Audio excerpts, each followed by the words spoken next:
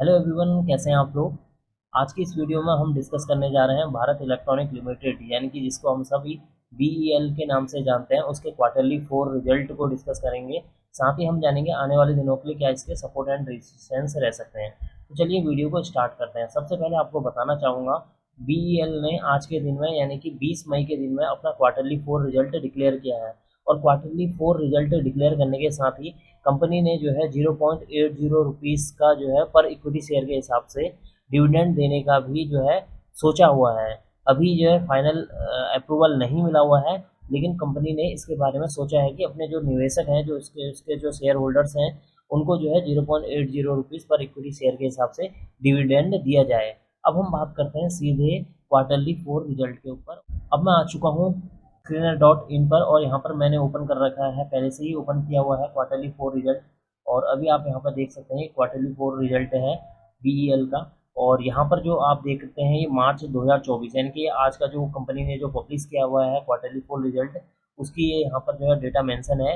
अगर आप इस क्वार्टरली 4 रिजल्ट को देखते हैं तो यहाँ पर सबसे पहले दिखाई देगा आपको सेल्स। सेल्स इस बार जो है 8,564 करोड़ की यहाँ पर सेल्स जो है दिखाई गई है। जबकि जो पिछला जो क्वार्टर था उसमें जो सेल्स है 4,162 करोड़ की है। एक्सपेंसेस देखें तो एक्सपेंसेस भी हमारे यहाँ पर बढ़े हुए हैं 6,277 करोड़ रुपए। और प्रीवियस जो क्वार्टर था उसमें जो एक्सपेंसेस है 3,090 करोड़ रुपए यहाँ पर एक्सपेंसेस मेंशन हुए हैं। अभी आप देख सकते हैं कि जैसे ही कंपनी का जो सेल्स ग्रोथ बढ़ी हुई है, उसी के साथ ही कंपनी का जो है क्या हो जाते हैं, एक्सपेंसेस बढ़ जाते हैं। यानी कि अगर कोई चीज़ जो है सेल्स बढ़ेगी तो सेल्स बढ़ने की वजह से क्या होगा, एक्सपेंस खर्चे भी बढ़ जाएंगे। उसी की वजह से यहाँ पर आपको जो एक्सपेंसेस हैं वो बढ़ते हुए नजर आ रहे हैं। अब देखते हैं इन दोनों के बाद यहाँ पर ऑपरेटिंग प्रॉफिट कितने का कंपनी का जो है प्रॉफिट हुआ है। यहाँ पर आप ऑपरेटिंग प्रॉफिट को देखेंगे तो 2,287 करोड़ कंपनी को जो है ऑपरेटिंग प्रॉफिट हुआ है। जबकि जो पिछले क्वार्टर में जो कंपनी का जो ऑपरेटिंग प्रॉफिट था 1,072 करोड़ है। अगर आप इस मार्च 2024 के जो है ऑपरेटिंग प्रॉफिट को मार्च 2023 के जो है ऑपरेटिंग प्रॉफिट से कंपेयर करेंगे, तब भी आपको यहाँ पर जो है ज़्यादा जो है ऑपरेटिंग प्रॉफिट देखने को मिलेगा मार्च 2024 में, जो कि है 2,287 करोड़ रुपए का। अब हम इसके बाद हम नीचे देखते हैं प्रॉफिट बिफोर टैक्स को। अभी आप देखिए मार्च 2024 में जो प्रॉफिट बिफोर टैक्स है, यानी कि यहाँ पर अभी कंपनी ने टैक्स पे नहीं किया है, तो टैक्स पे नहीं करने के बाद भी कंपनी का जो है प्रॉफिट यहाँ पर बन रहा है 2,390 करोड़ रुपए बन रहा है। लेकिन उससे पहले अगर आप क्वार्टर में देखें तो दिसंबर 2023 के क्वार्टर में कंपनी का जो जो प्रॉफिट बिफोर टैक्स है 1,132 करोड़ बना हुआ है। अगर हम इस प्रॉफिट बिफोर टैक्स को मार्च के जो है मार्च 2023 के मार्च 2023 के प्रॉफिट बिफोर टैक्स से कंपेयर करें, तब भी यहाँ पर जो है ज़्यादा निकल कर आ रहा है। 2,390 करोड़ रुपए जो है यहाँ पर जो है मार्च 2024 का जो है प्रॉफिट बिफोर टैक्स है। जबकि मार्च 2023 का यहाँ पर जो प्रॉफिट बिफोर टैक्स है वो 1,782 करोड़ रुपए है।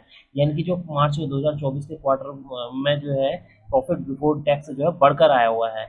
अब हम टोटल जो है नेट प्रॉफिट को देखते हैं। नेट प्रॉफिट वो प्रॉफिट होता है जहाँ पर कंपनी ने क्या किया होता है, टैक्स यहाँ पर पे किया है। कंपनी ने 25% यहाँ पर टैक्स जो है पे कर दिया है। तो प्रॉफिट बिफोर जो नेट प्रॉफिट है, अगर हम नेट प्रॉफिट को देखें तो नेट प्रॉफिट जो निकल कर आ रहा है वो है 1,797 करोड़ रुपए कंपनी को जो है टोटल नेट प्रॉफिट हुआ है टैक्स को पे करने के बाद।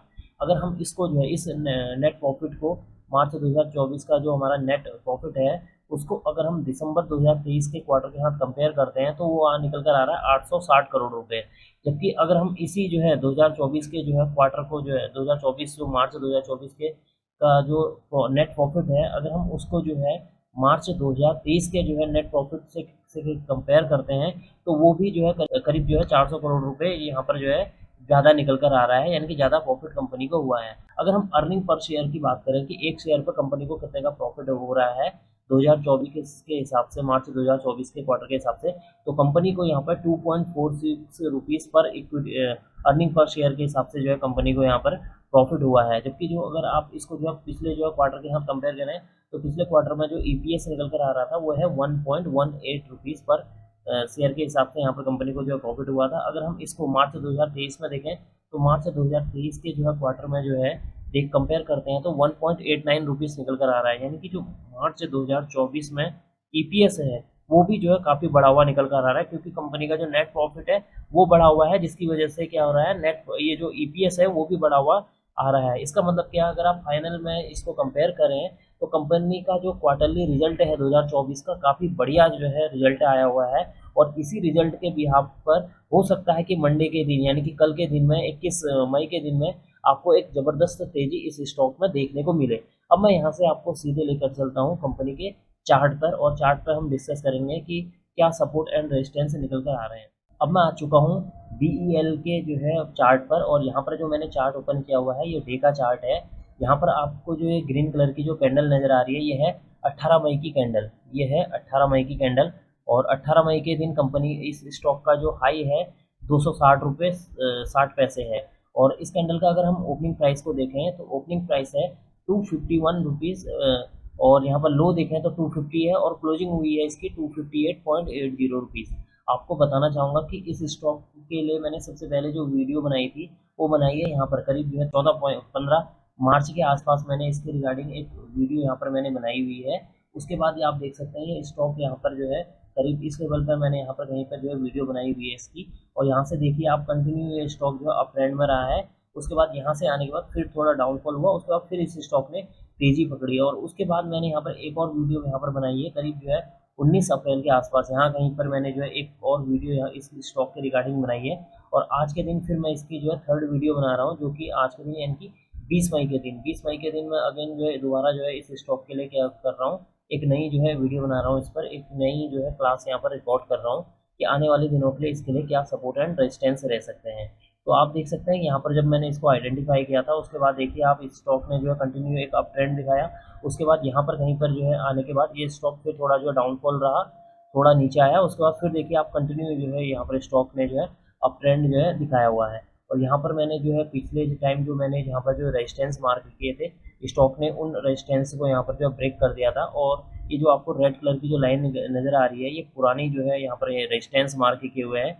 यहाँ पर मैंने जो है अभी मैंने जो है पहले से ही यहाँ पर नए जो है सपोर्ट जोन निकाल कर रखे हुए हैं, जो कि आपको ये ग्रीन कलर की जो लाइनें नज़र आ रही है यहाँ पर 1 2 3 इस रेजिस्टेंस के ऊपर, तो ये यहाँ पर के लिए मैंने सपोर्ट मेंशन किए हुए हैं। अब हम जानते हैं कि 18 मई के दिन क्या इसके स्टॉक के अंदर वॉल्यूम रहा, तो आप वॉल्यूम देख सकते हैं 23.619 मिलियन यहाँ पर इस स्टॉक के अंदर 18 मई के दिन वॉल्यूम रहा है, जो कि जो पिछले अगर आप वीक्स को देखें, पिछले वीक्स में जो है वॉल्यूम को देखें तो पिछले वीक्स की अपेक्षा 18 मई के दिन जो है वॉल्यूम काफ़ी ज़्यादा आपको देखने को मिलेगा। अगर हम इस स्टॉक के सिंपल मूविंग एवरेज की बात करें तो 50 डेज़ का जो सिंपल मूविंग एवरेज निकल कर आ रहा है वो है 220 यानी कि 220 रुपये यहाँ पर जो है 50 डेज़ का सिंपल मूविंग एवरेज निकल कर आ रहा है, और 200 डेज़ का जो सिंपल मूविंग एवरेज निकल कर आ रहा है वो है 172 रुपीज़। इसका मतलब कि जो स्टॉक का जो 50 डेज़ और 200 डेज़ का जो सिंपल मूविंग एवरेज है उसके ऊपर जो है स्टॉक का जो प्राइस यहाँ पर ट्रेड कर रहा है, जो कि एक इस स्टॉक के लिए क्या है एक बहुत बढ़िया बात है। अब हम जानते हैं कि आने वाले दिनों के लिए इसके लिए जो है यानी कि कल के लिए या आने वाले नेक्स्ट वीक के लिए इसके लिए क्या जो है सपोर्ट एंड रेजिस्टेंस रह सकते हैं। देखिए यहाँ पर जो अगर आप इमीडिएट जो है सपोर्ट की बात करें तो इमीडिएट यहाँ पर सपोर्ट है 248 का लेवल यहाँ पर इमीडिएट यहाँ पर सपोर्ट है, लेकिन मैंने जो है इसके लिए जो सपोर्ट निकाल कर रखे हैं वो मेजर सपोर्ट निकाल कर रखे हैं कि जहाँ से हो सकता है जहाँ पर जो है प्राइस आने के बाद वापस जो है बाउंस बैक करने की पॉसिबिलिटी हो, तो वो लेवल मैंने निकाल रखा है। यहाँ पर जो मेरा पहला जो सपोर्ट निकल कर आ रहा है जो मेजर सपोर्ट का काम करेगा वो है 239.30, तो 239.30 इसके लिए एक मेजर सपोर्ट का काम करेगा। उसके बाद जो नेक्स्ट यहाँ पर जो सपोर्ट निकाल रखा है मैंने वह है 234.45, यानी कि 239 और 234 का जो लेवल है ये इसके लिए एक मेजर सपोर्ट के तौर पर काम करेगा। अगर किसी भी वजह से स्टॉक का प्राइस यहाँ पर कहीं पर आता है तो पॉसिबिलिटी है कि यहाँ पर आने के बाद स्टॉक का जो प्राइस है वापस जो है ऊपर की ओर को घूम जाएगा, यानी कि ऊपर की ओर को ट्रेड करने की कोशिश करेगा। अगर स्टॉक का प्राइस किसी भी वजह से इसको ब्रेक कर देता है, ब्रेक करने के बाद इसका जो नेक्स्ट यहाँ पर सपोर्ट निकल कर आ रहा है वो है 220 रुपये, 220 रुपये इसके लिए जो फिर उसके बाद एक मेजर यहाँ पर जो है सपोर्ट निकल कर आ रहा है। तो ये है इस स्टॉक के रिगार्डिंग जो है सपोर्ट। अब आपको बताना चाहूँगा कि आने वाले दिनों के लिए इसके लिए जो है क्या टारगेट रह सकते हैं। जैसा कि आपको पता हुआ होगा कि ये स्टॉक अभी जो है अपने लाइफ टाइम हाई पर ट्रेड कर रहा है, अगर लेकिन आने वाले दिनों के लिए इसके लिए जो टारगेट है आपको जो है 265, 270, 280 तक ये स्टॉक आसानी से जा सकता है यहाँ पर तक। जैसा कि मैंने आपको बताया कि इसका जो क्वार्टरली 4 रिजल्ट जो है काफ़ी बढ़िया आया है, तो हो सकता है आपको जो है कल के दिन में 21 मई के दिन में आपको इस स्टॉक के अंदर एक अच्छा खासा जो है अप ट्रेंड नज़र आए, यानी कि हो सकता है ये स्टॉक का प्राइस जो है 265 तक आसानी से यहाँ तक पहुँच सके। जैसा कि ये जो कल के दिन में यानी कि मंडे के दिन में जो मैं आपको बता रहा हूँ ये टारगेट करके 265 के आसपास करके। तो ये क्या है, ये स्टॉक के रिगार्डिंग क्या है, क्वार्टरली 4 जो रिजल्ट है उसकी एक न्यूज़ आई है, उसके बिहाफ पर बता रहा हूँ। यहाँ पर जो मैंने ये जो स्टॉक के लिए जो वीडियो बना रहा हूँ, ये वो स्टॉक नहीं है जो कि मेरे सेटअप में आया हुआ है। ये केवल क्वार्टरली 4 रिजल्ट के बिहाफ पर मैं इसकी एक वीडियो बना रहा हूँ। अब हो सकता है कि मंडे के दिन अगर स्टॉक का जो प्राइस है अपने इस 258.80 के आसपास ओपन हो, यहाँ पर कहीं पर ये स्टॉक का जो प्राइस ओपन हो, और यहाँ पर ओपन होने के बाद थोड़ा नीचे आने के बाद हो सकता है यहाँ पर से करीब जो है 245 या 250, सॉरी 245 या 250 के आसपास स्टॉक का प्राइस वापस ऊपर की ओर को जाएगा, अगर ये स्टॉक का प्राइस इसके बीच में कहीं पर ओपन होता है। अगर जो है गैप अप ओपनिंग होती है, तो गैप अप ओपनिंग होती है तो हो सकता है कि जो स्टॉक का प्राइस है डायरेक्टली ही, अगर जो है कोई भी बैड ग्लोबल न्यूज़ नहीं आई हुई है, तो हो सकता है कि इस स्टॉक के अंदर कल के दिन में आपको एक गैप अप ओपनिंग देखने को मिले, यानी कि स्टॉक का जो प्राइस है 258 के ऊपर ओपन होते हुए नजर आए। और अगर ये 258 के ऊपर ओपन होता है तो हो सकता है ये स्टॉक का जो प्राइस है 65,270 तक जाने की इसकी जो है पॉसिबिलिटी है। तो ये था इस स्टॉक के रिगार्डिंग क्वार्टरली 4 रिजल्ट का एनालिसिस और चार्ट एनालिसिस। अब मैं इस वीडियो को यहीं पर एंड करना चाहूँगा। अगर आपको यह वीडियो पसंद आई हो तो please like, share and subscribe करना ना भूलें, and don't forget to press notification bell icon for new video.